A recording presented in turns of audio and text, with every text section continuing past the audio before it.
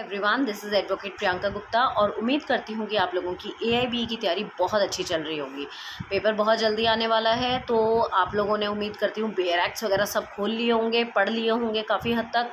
आज फिर हम अपने कुछ इंपॉर्टेंट क्वेश्चंस के साथ अपनी आज की वीडियो शुरू करते हैं, जिसमें सबसे पहला क्वेश्चन आज हम बात करेंगे।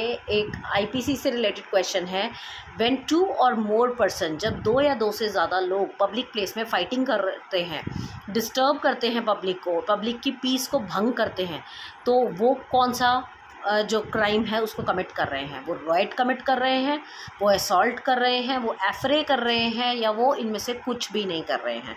तो आपका सही जो आंसर रहेगा वो रहेगा एन एफरे, वो एफरे कर रहे हैं। Second is the distinction between section 299 and 300। Section 299 और 300 में जो क्लैरिटी है, दोनों में फ़र्क, वो कौन से वाले इसमें केस लॉ में आया था? मेलविन जे के ज़रिए। रेग वर्सेस गोराचंद गोपी, रेग वर्सेस गोविंदा, गोविंदा वर्सेस रेग, या रेग वर्सेस हेवार्ड। तो इसका जो सही आंसर रहेगा वो रहेगा रेग वर्सेस गोविंदा। और ये क्वेश्चन आई थिंक पहले भी कई बार रिपीट हुआ है। मैंडमस में be issued by, mandamus issue किया जा सकता है। हम सबको पता है मैंडमस एक रिट है, और ये रिट कब इशू किया जा सकता है, किसके द्वारा इशू किया जा सकता है? सुप्रीम कोर्ट के द्वारा, हाई कोर्ट के द्वारा, डिस्ट्रिक्ट कोर्ट के द्वारा, या बोथ सुप्रीम कोर्ट और हाई कोर्ट के द्वारा। देखिए, आपको ये चीज़ बहुत क्लियर होनी चाहिए कि रिट्स जो हैं उसके लिए हम हाई कोर्ट में भी पटिशन डाल सकते हैं और सुप्रीम कोर्ट में भी डाल सकते हैं। तो अगर हम दोनों में डाल सकते हैं तो इस पर फैसला भी दोनों ही ले सकते हैं, तो इसीलिए इसका आंसर दोनों होगा। कई बार क्वेश्चन को घुमा के दे दिया जाता है, तो आपको बस कुछ नहीं है, उसकी ट्रिक को तोड़ना है। Next is the provision for administration tribunals added by. जो एडमिनिस्ट्रेटिव ट्रिब्यूनल्स के जो प्रोविजंस हैं वो कौन से अमेंडमेंट में डाले गए? 44th amendment, 42nd amendment, 43rd amendment, या 24th amendment? It's 42nd amendment. Joint sitting of both houses of parliament में बी कॉल्ड बाय। दोनों हाउसेस की जो जॉइंट सिटिंग है पार्लियामेंट के द्वारा, पार्लियामेंट के जो दोनों हाउसेस की सिटिंग है वो किसके द्वारा बुलाई जा सकती है? स्पीकर के द्वारा, चेयरमैन के द्वारा, प्रेसिडेंट के द्वारा, या प्राइम मिनिस्टर के द्वारा? ये बुलाई जा सकती है प्रेसिडेंट के द्वारा। स्पेसिफिक रिलीफ जो है dash where the agreement is made with minor, जहाँ पर माइनर के साथ अग्रीमेंट बना दिया जाए वहाँ पर स्पेसिफिक रिलीफ क्या होगा? कैन गेट ले सकते हैं, कैन नॉट बी गिवन नहीं ले सकते, कैन रिलीज़ रिलीज़ किया जा सकता है, या इम्प्लीमेंटेड विद लॉ, लॉ के द्वारा इम्प्लीमेंट होगा। इसका सही आंसर है कि नॉट बी गिवन। माइनर के द्वारा जब हमारा कोई कॉन्ट्रैक्ट या एग्रीमेंट वैलिड ही नहीं होता है, तो आप स्पेसिफिक रिलीफ कैसे क्लेम कर सकते हैं? उसमें आप क्लेम कर ही नहीं सकते। उसके बाद हमारा जो नेक्स्ट क्वेश्चन है वो है the question suggesting the answers which the person putting it wishes और expects to receive is called.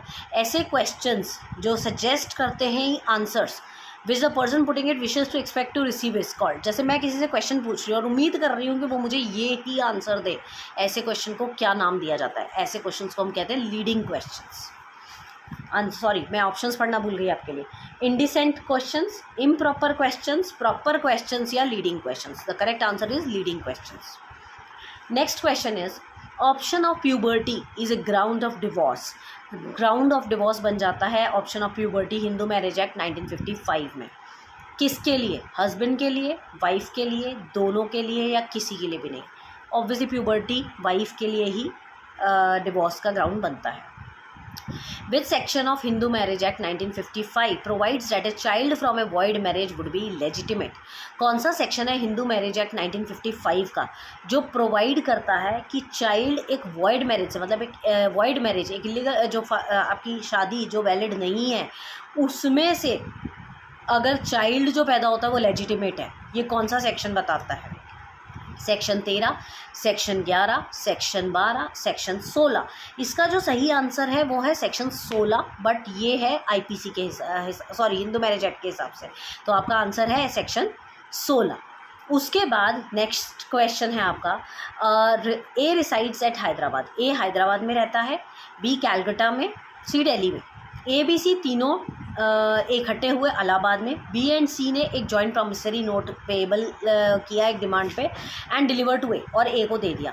अब ए अगर उनको सू करना चाहे बी और सी को, तो वो कहाँ कर सकता है? इलाहाबाद में, कैलकाटा में, दिल्ली में, या कहीं पर भी नहीं?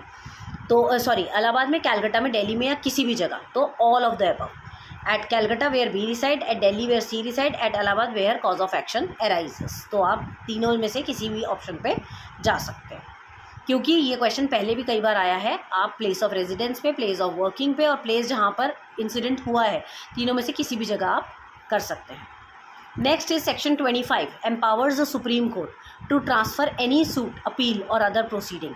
सेक्शन 25 जो होता है वो एम्पावर करता है सुप्रीम कोर्ट को ट्रांसफ़र करने के लिए किसी भी सूट को, अपील को या प्रोसीडिंग को, from one high court to another high court, from one civil court in one state to another civil court in other state, both A and B, only ए।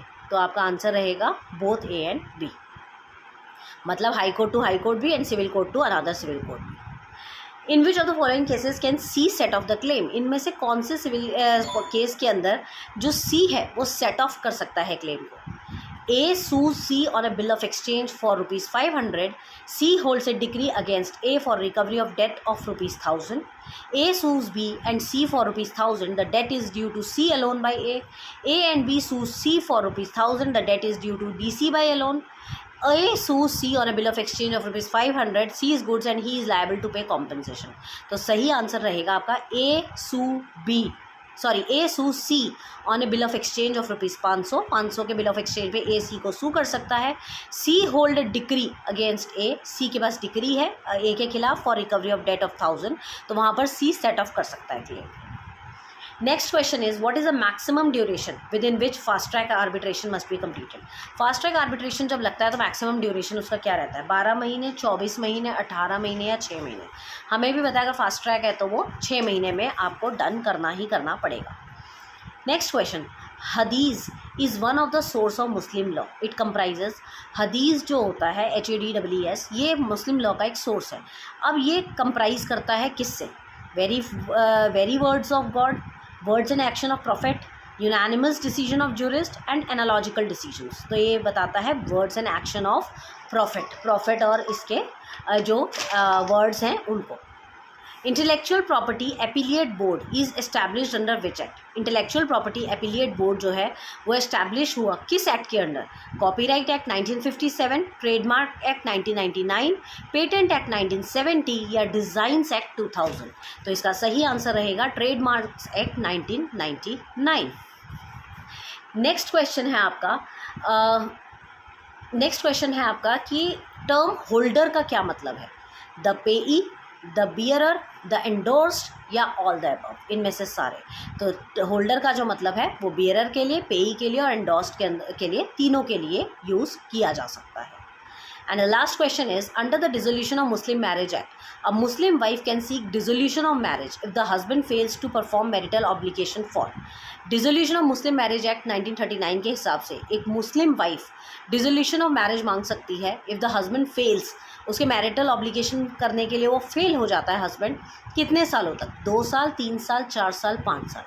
सही आंसर है 3 साल। 3 साल तक अगर वो नहीं कर पाता है ऑब्लिगेशन अपने पूरे, तो वो उससे डिज़ोल्व करवा सकती है मैरिज। तो ये थे हमारे आज के कुछ इंपॉर्टेंट क्वेश्चंस।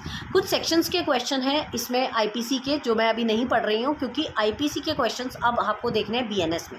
अब आप याद रखिएगा, जो भी आपके सेक्शन के लिए क्वेश्चन आएंगे वो आईपीसी के एक्ट में नहीं देखने हैं, आपने बीएनएस के एक्ट में देखने हैं। और कोशिश कीजिएगा जो बेयर एक्ट्स भी आप लेके जाएंगे 3 नए वाले, वो कंपैरेटिव एनालिसिस वाले लेके जाएंगे, जिसमें एक टेबल बनी होती है, जिसमें एक तरफ आईपीसी के पुराने वाले सेक्शन और दूसरी तरफ आपके उसके बीएनएस के नए वाले सेक्शंस लिखे होते हैं आमने सामने, ताकि आपको पता चल जाए कि पुराना वाला जो सेक्शन था वो अब नया वाला किस नाम से है। उम्मीद करती हूँ मेरी ये वीडियोस आपके लिए बहुत हेल्पफुल होंगी। ज़रूर एक कमेंट ज़रूर छोड़िएगा अगर आपको मेरी वीडियोस हेल्पफुल लगती हैं तो। Thank you so much, stay tuned.